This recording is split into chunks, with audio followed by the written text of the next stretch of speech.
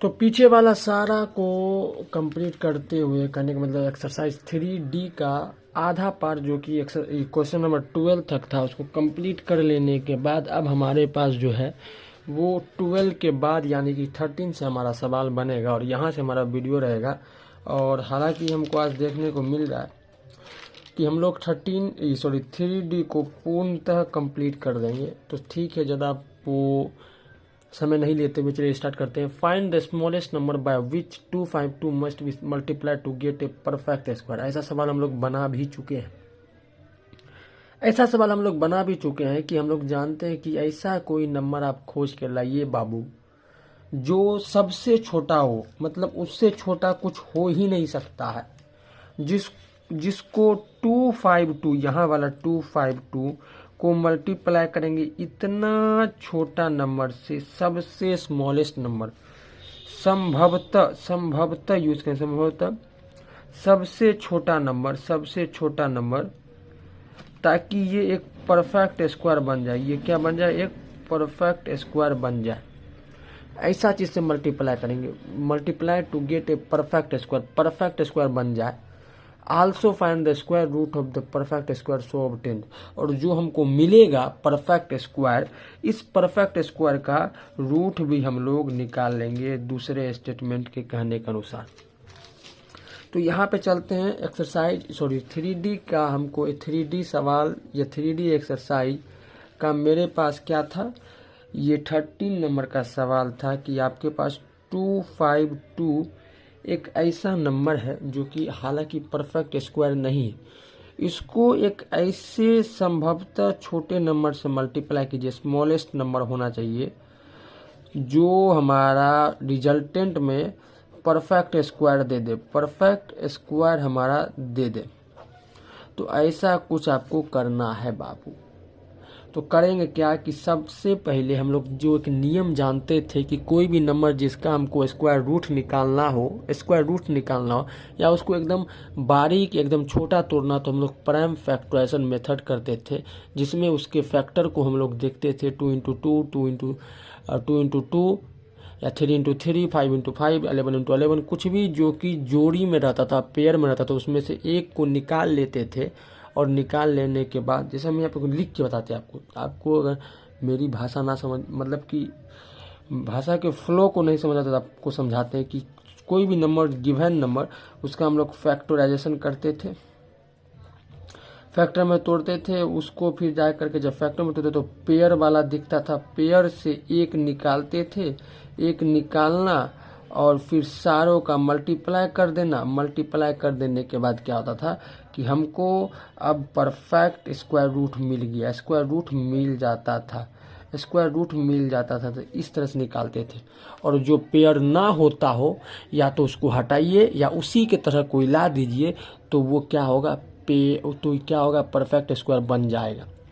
तो यहाँ पे कहा जा रहा है कि आपको मल्टीप्लाई करना है बाबू। तो यहाँ पे जब मल्टीप्लाई करना है तो कोई 1 या 2 या 3, 4, 5 कितने भी फैक्टर होगा वो परफेक्ट स्क्वायर, वो जितना भी फैक्टर बन के आता है वो अगर ट्विन नहीं होगा, मतलब ट्विन करने के मतलब पेयर में नहीं होगा, जुड़वा नहीं होगा, 2 ठो नहीं होगा, तो उसको 2 ठो अगर मल्टीप्लाई करना पड़ जाएगा 2 ठो बनाने के लिए, तो उसमें करेंगे क्या कि हम लोग मल्टीप्लाई किए। लेकिन अगर उसी को हटाना है जो पेयर में नहीं है, तो वहाँ पे डिवीज़न होगा जिससे उसको हटा दिया जाएगा। तो यहाँ पे कहा जा रहा है कि आपको मल्टीप्लाई करना है बाबू। तो मल्टीप्लाई करना मतलब कुछ नया चीज़ एडअप करना है, जोड़ना है इस 252 में। तो जब इस 252 में जब जोड़ना है तो इसको क्या करते हैं, पहले प्राइम फैक्टराइजेशन, 2 1 हो जाएगा, 2 हो जाएगा और 6 हो जाएगा। फिर 2 से लगेगा वो तो हो जाएगा 6 हो जाएगा, 3 हो जाएगा। फिर लगेगा किससे, 3 से लगेगा तो हो जाएगा 2 हो जाएगा, 1 हो जाएगा। फिर लगेगा 3 से तो हो जाएगा 7। तो गौर से जब देखने पे बाबू ये मिलता है कि 252 इक्वल टू हो जाएगा 2 इंटू 2 इंटू 3 इंटू 7। अगर इसको गौर से देखने पे तो ये पेयर में तो एक 2 बाहर निकल गया, क्योंकि हमको इसको परफेक्ट स्क्वायर बनाना, ध्यान रखना, ये हमको परफेक्ट स्क्वायर के लिए अपना योगदान दे रहा है। लेकिन एक 7 हमारे पास, या तो इसको हटा दीजिए या तो फिर इसी तरीके से एक ला दीजिए। तो यहाँ पे कहा ये जा रहा है कि बाबू आपको मल्टीप्लाई करना है, मतलब कुछ नया इसमें मल्टीप्लाई करना है। तो क्या चीज़ मल्टीप्लाई करना पड़ेगा, एक नया 7 बनाना पड़ेगा अपने तरफ से, ताकि एक 7 को अपने बाहर निकाल सके। तो 42 हमारा क्या होगा, ये 42 का होल स्क्वायर बनेगा जब इसको हम लोग क्या करेंगे 7 से मल्टीप्लाई करेंगे। तो 42 का होल स्क्वायर जो होता है वो हमारे पास, आप देखिएगा तो देखते हैं यहाँ पे 42 का देखा जाए तो 16 से 81 होता है, 41 का 42 का होगा 1764। तो ये बात याद रखना, 1764 ही होगा, क्योंकि 40 के बाद 41 और 42 में कुछ एक कहे तो वो भी है, क्या कहते हैं, ट्रिक भी है जो आपको बता दिया जाएगा। तो 42 का स्क्वायर जो होता है 1764। तो ये हमारे पास इसका फाइनल आंसर, मतलब कि we should have to multiply by 7 to get 1764। 7 से मल्टीप्लाई करना पड़ेगा। तो कोई चीज़ नया जो मल्टीप्लाई होगा वो 7 मल्टीप्लाई हुआ, और जब 7 मल्टीप्लाई हुआ तो 252 का जो नक्शा है वो 1764 के तरह दिखने लगे। इसको मल्टीप्लाई किया तो यही आएगा।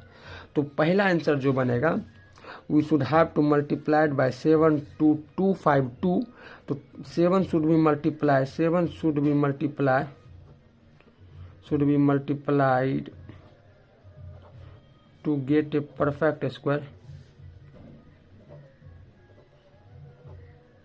that is 1764। तो ये हमारा लास्ट स्टेटमेंट हो करके सवाल पूरी तरीके से ख़त्म हो जाएगा।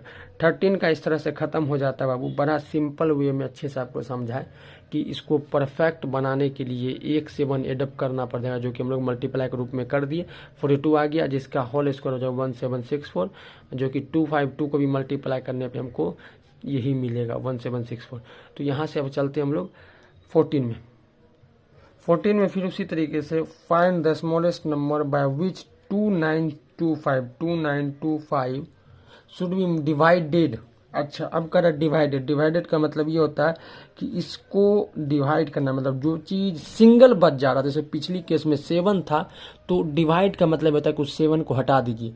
अगर यहाँ पे कुछ सिंगल चीज़ आ रहा है, 11 आ रहा है, 13 आ रहा है, 2 आ रहा है, 3 आ रहा है, कुछ भी, तो उसको हटा देना, क्योंकि यहाँ पे वर्ड यूज्ड जो हुआ है वो डिवाइडेड हुआ है। To obtain the perfect square also find the square root of the perfect square so obtain. मतलब करने का मतलब आपको पहला केस में ये करना है कि 2925 से कुछ चीज़ डिवाइड कर दीजिए, हटा दीजिए, ताकि वो एक परफेक्ट स्क्वायर बन जाए। और जिसका परफेक्ट स्क्वायर बन गया उसका रूट आप कर दीजिए, तो क्या बन के आता है ये बनाना है। दोनों चीज़ आपको बताना है बाबू। तो 2925 पे केस है हमारा, तो यहाँ पे कहा जा रहा है 14 नंबर में कि 2925 से क्या चीज़ आप डिवाइड कीजिएगा ताकि ये परफेक्ट स्क्वायर बन जाए। तो कोई चीज़ डिवाइड करने का नियम ये है बाबू कि आप सिंगल एलिमेंट को हटाइए, और हटा देने पे ये अपने आप परफेक्ट स्क्वायर बनने का नियम ये है कि हर एक चीज़ पेयर में हो, और जो इसके अंदर जो भी सिंगल चीज़ रखा हुआ है इसको हटा देना। जब हटा दिए तो ये अपने आप परफेक्ट स्क्वायर बन जाएगा। क्योंकि ये 2925 ऐसा एक गोला है जिसमें परफेक्ट स्क्वायर बना हुआ है, और परफेक्ट स्क्वायर सब चीज़ इसमें परफेक्ट स्क्वायर इसके अंदर है। और अच्छा, परफेक्ट स्क्वायर नहीं बाबू, यहाँ पर गलती बता दी, यहाँ पे एक नंबर है, ये 2925 का एक गोला है, 2925 ऐसा कुछ गोला है। इसके अंदर क्या है, सब जो है, सब जितना भी है सब जाकर पेयर में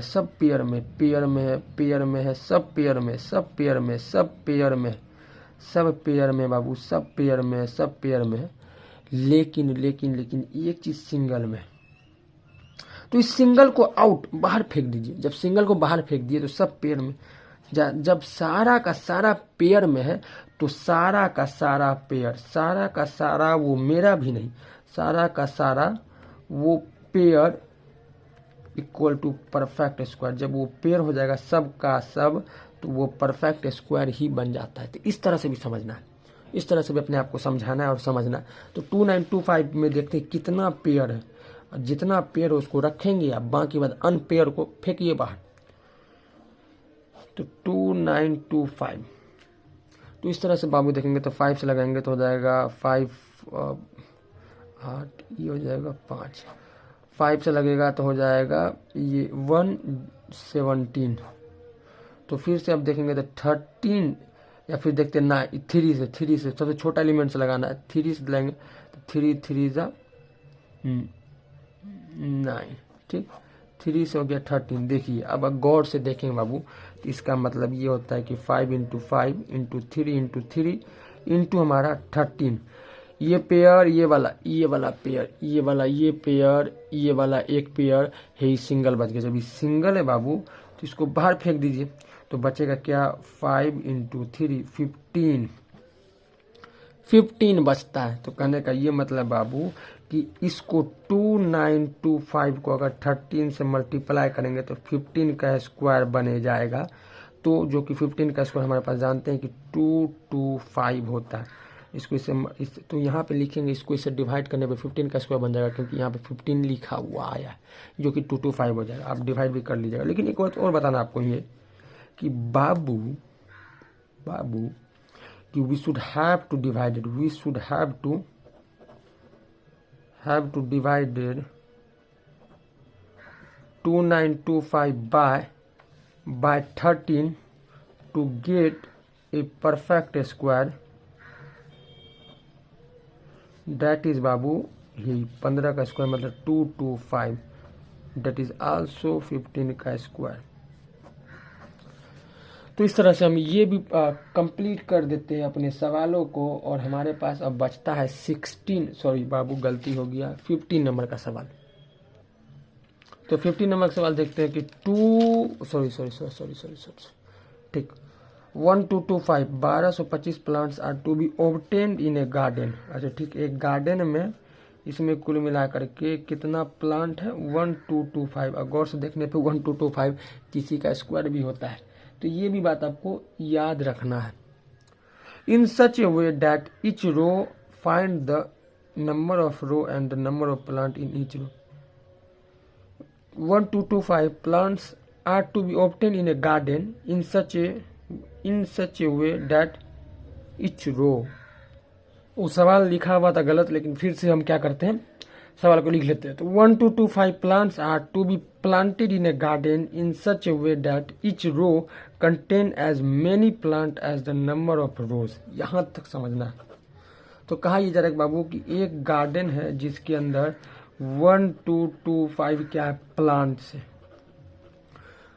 और ये लाइन और ये लाइन जो कि सारा रो है, इसमें यहाँ प्लांट लगा, यहाँ लगा हुआ, यहाँ लगा हुआ, यहाँ लगा हुआ, यहाँ लगा हुआ, यहाँ लगा हुआ, यहाँ ऐसे करके इसमें भी लगा हुआ है सारा, ऊपर से नीचा यहाँ भी लगा हुआ है बाबू, यहाँ भी लगा हुआ है, और बाकी बाद इसमें भी लगा हुआ है।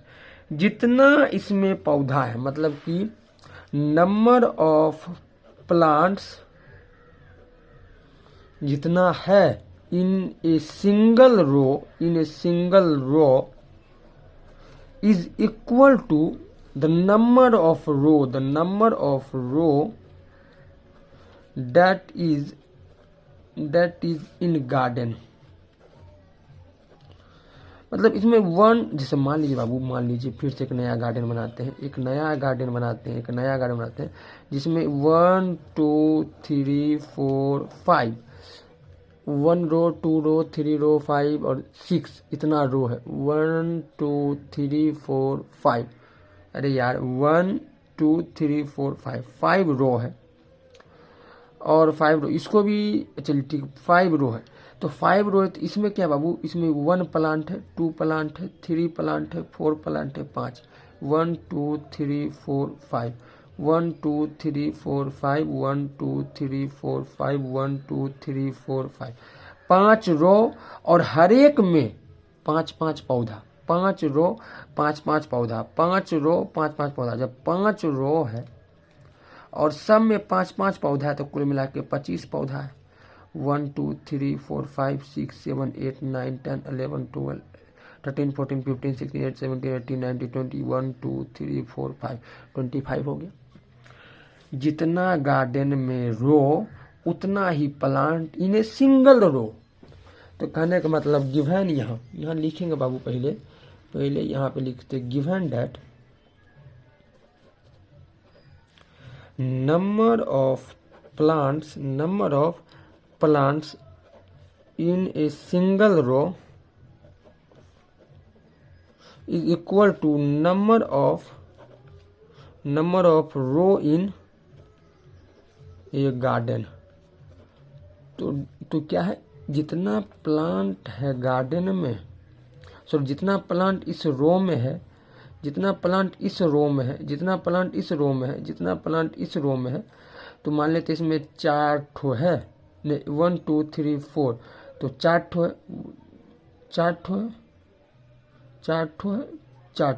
1 2 3 4 गो रो है, 4 रो और 4 प्लांट इन सब रो। तो कुल मिला कितना है, तो कुल मिला के 4 गुना 4 है। तो कहने का मतलब जितना प्लांट बाबू पहला सिंगल रो में है, डबल रो, 3 रो, 4 रो, जितना भी रो में है उतना ही हमारे पास रो उस गार्डन के अंदर है। तो मान लेते हैं कि let the number of plant in a single row and number of row in a garden is x। तो मान लेते हैं let the total row be x, so number of, तो यहाँ फिर जाके number of row in a garden is also equal to x। तो total plant is in garden equal to total row into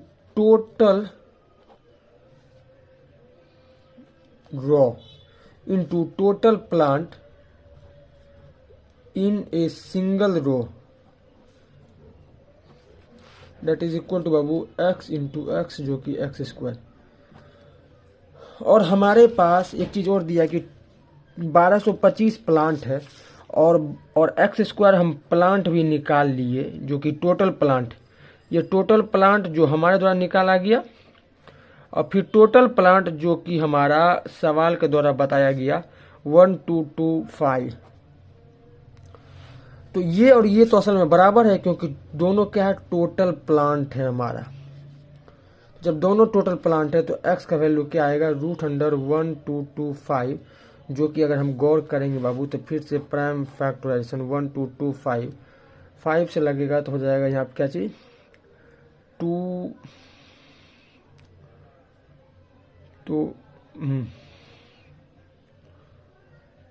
20, हाँ, फिर 5 से लगेगा तो 5 चौके 9 7 7, तो कहने मतलब 5 इंटू 5 इंटू 7 इंटू 7, जब रूट होता है तो इसमें से एक पार्ट निकलेगा, दूसरा पार्ट इसमें से निकलेगा तो 35।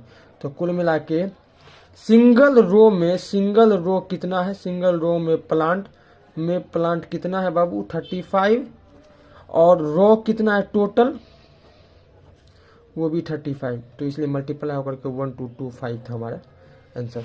तो इस तरह से बाबू ये 15 नंबर होता है कंप्लीट। इसके ठीक बाद 16 में चलते हैं हम लोग। तो 16 नंबर में ये कह रहा है कि the student of a class arranged a picnic, each student contribute as many rupees as the number of student in a class. फिर से वही बात कर रहा है कि बच्चा जो भी एक क्लास रूम में है, एक क्लास रूम में बच्चा है, 10 बच्चे हैं बाबू, तो 10 बच्चा क्या दे रहा है, 10 रुपए दे रहा है। 10 बच्चा 10 रुपए दे रहा है, तो कुल मिला के कितना रुपए दे रहा है, तो कुल मिला करके 10 बच्चा 10 रुपए दे रहा है, तो 100 रुपए कुल मिला के जमा हो जाएंगे। उसी तरीके से कहा यह जा रहा है कि बाबू कि ये सवाल में फिर से सवाल पढ़ते हैं। सवाल ये करा पिछले सवाल के तरह ही है।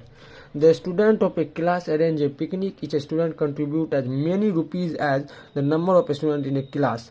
If the total contribution are 1156, find the strength of the class. तो कहने का ये मतलब है कि number of student equal to number of rupees that is contributed, जो कि मतलब कि जो जमा मतलब 10 अगर बच्चा है तो 10 रुपये ही 10 एक बच्चा 10 रुपये दिया। मान लेते हैं कि 2 रुपये दिया तो कुल मिलाकर के यहाँ 2 ही बच्चा है।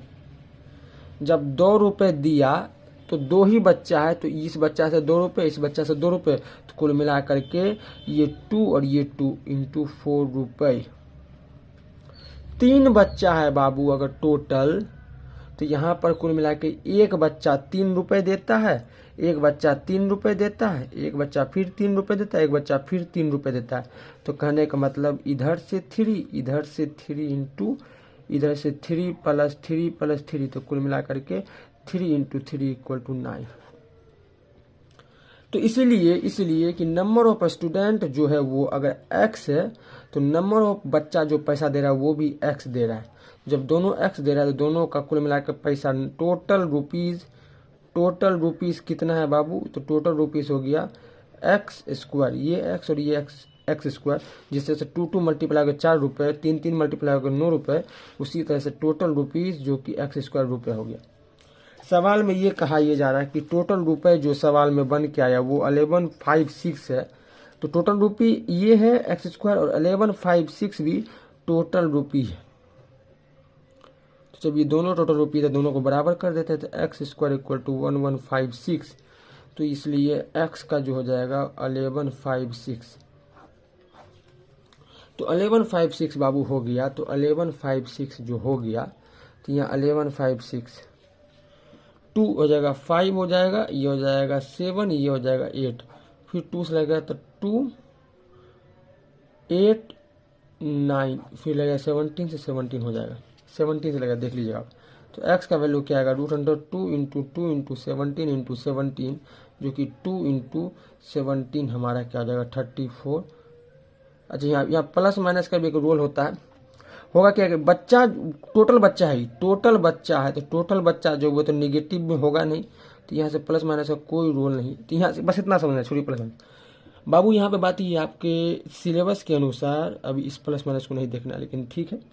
34 कुल मिलाकर बच्चा है, कुल बच्चा है, और टोटल 30 रुपीज़ कंट्रीब्यूट किया गया है हर एक बच्चा के द्वारा। तो इस तरह से समझना है बाबू, इस तरह से इसको 16 को समझना है।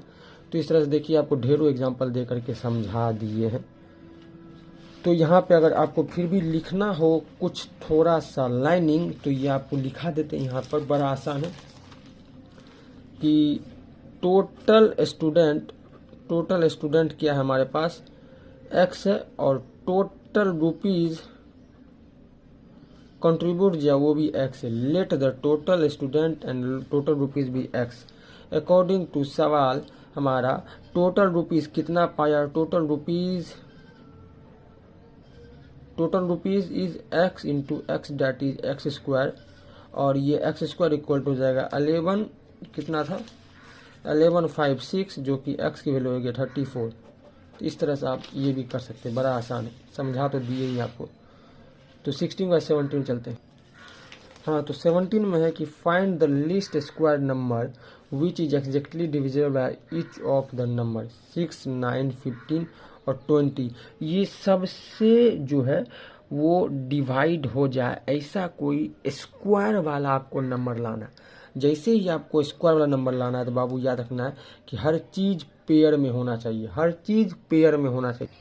तो बाबू देखना है कि 6, 9, 15, 20, तो इसमें से इस चारों का योगदान होना चाहिए एक नंबर पर जो कि असल में परफेक्ट स्क्वायर हो, जो कि असल में परफेक्ट स्क्वायर है बाबू, जो कि असल में परफेक्ट स्क्वायर हो।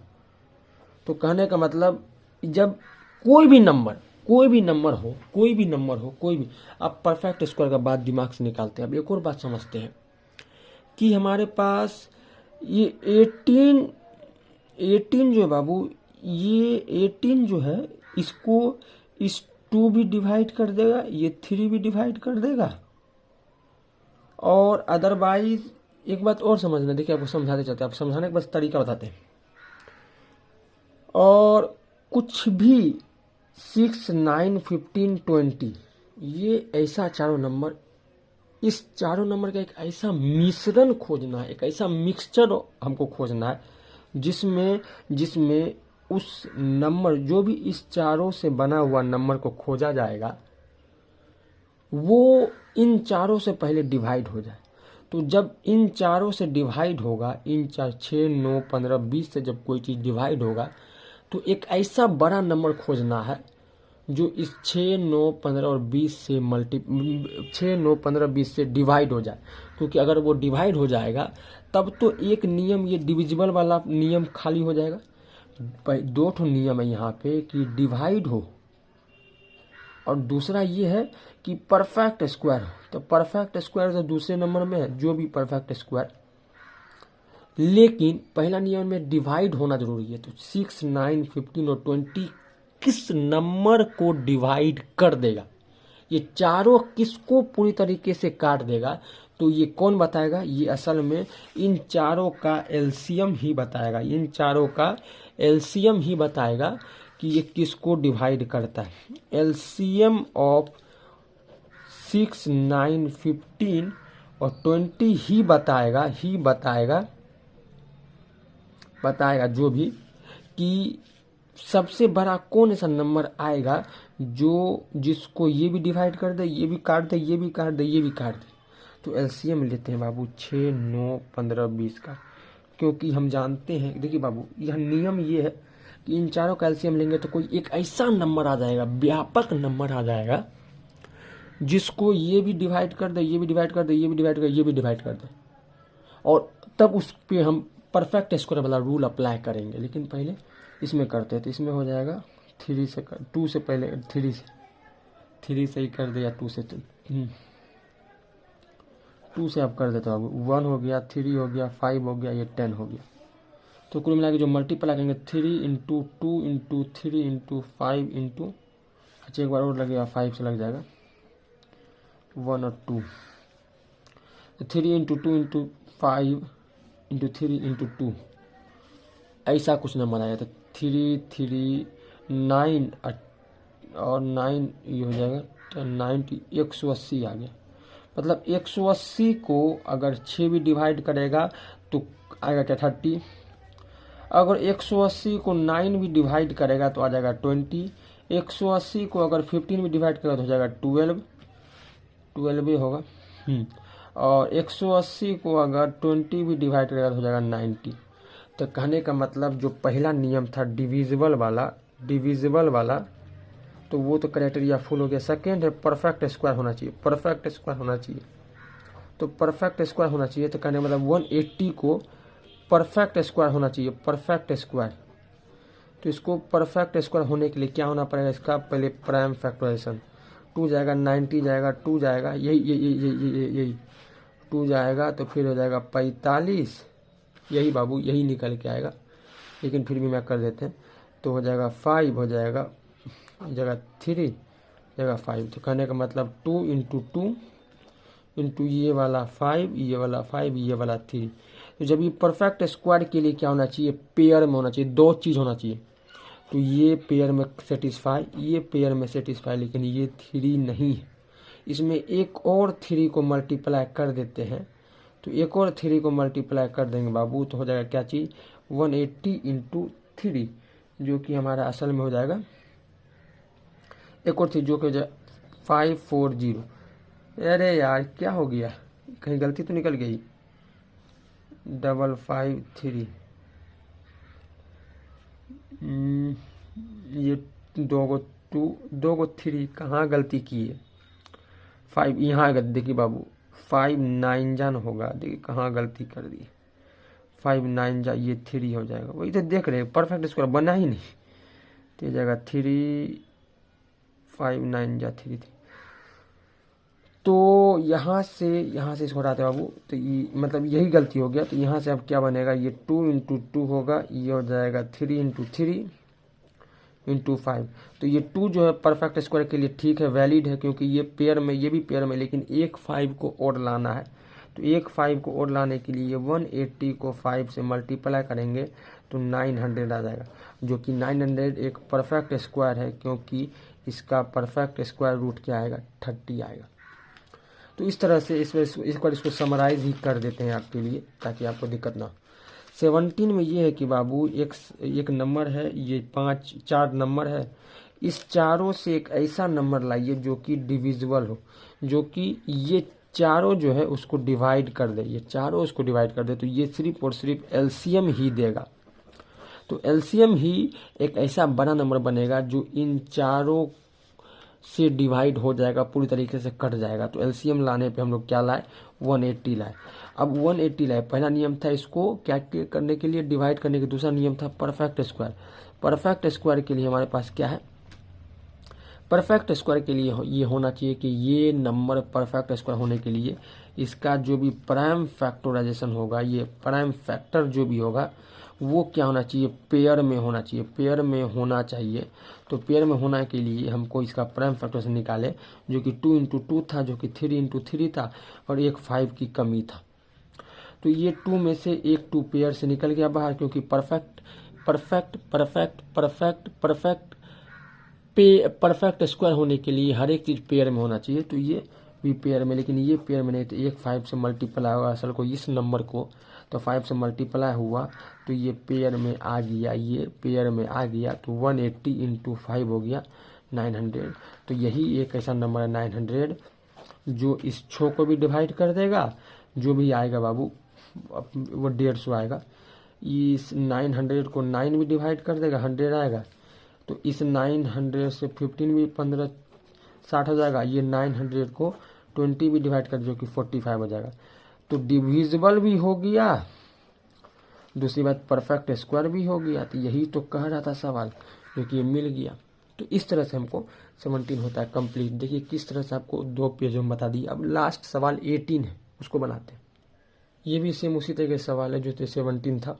Find the least square number which is exactly divisible by each of the number 8 12 15 और 20। 8 12 15 और 20 है, तो इसको भी इसी तरीके से करते हैं। 18 में ये कह रहा है बाबू कि 8 12 और 15 और 20। 8 है, 8 12 15 और 20। एलसीएम ऑफ होल क्या होगा, तो एलसीएम लेते हैं बाबू, बड़ा आसान है एलसीएम। 8 12 15 और 20 सीधा लगाते हैं 2 से, तो 4 अरे 6 15 10। बात है मेरा मोबाइल चार्ज है, 2 3 15 और 5। इसको या तो 3 से लगा देते हैं या तो 5 से, तो 2 1 5 5। तो फिर लगेगा 5 से, तो 2 1 1 और 1। अब मल्टीप्लीकेशन 2 इंटू 2, 3 इंटू 5 इंटू 2। ये देखेंगे बाबू, तो ये एक पेयर में है, पेयर में ये 3 नहीं है, तो एक 3 से मल्टीप्लाई आगे वाला। पेयर में 5 नहीं, तो एक 5 से मल्टीप्लाई। पेयर में 2 नहीं है, तो एक 2 से मल्टीप्लाई। तो कुल मिलाकर के इन तीनों से मल्टीप्लाई होगा, तो 5 3 जा 15 3 30, 15 दूना 30 जो हो गया। 30 से मल्टीप्लाई कीजिए तो ये एक परफेक्ट स्क्वायर आ जाएगा। 30 से मल्टीप्लाई करने पर ये एक परफेक्ट स्क्वायर आ जाएगा।